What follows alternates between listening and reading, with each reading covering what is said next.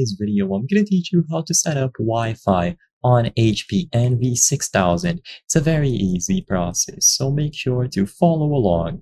If you have this specific model of HP printer, the NV6000, or any other model within the NV line, you will be able to follow the instructions in this video to set up a Wi-Fi network. So, to begin, use this button right below the power button. If you look at the back of your HP NV printer, you will see this circular button below the main power button, and this button will enable or disable Wi-Fi. So all that you have to do is press this button down for a few seconds, or until you see the LEDs at the front begin glowing. So make sure that the printer is on, properly plugged into the wall, and when these lights here start flashing or blinking, now you can use the HP Smart app.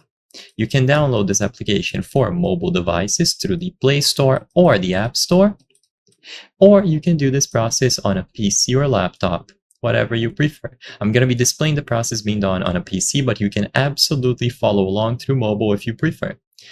Inside of HP Smart, tap the Add Printer option or select the plus sign that you see here.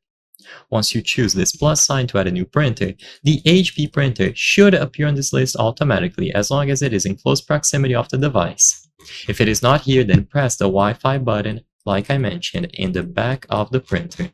Upon doing this, select the printer once more, and now you should see the network that you are currently connected to.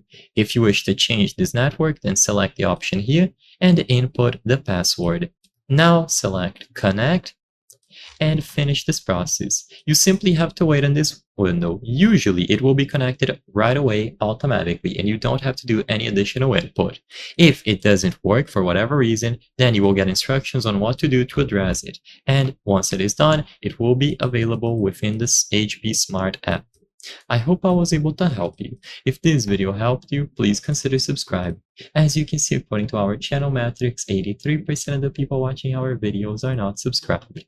By subscribing, you can help us make higher quality videos. Thank you for watching, and I'll see you on the next one.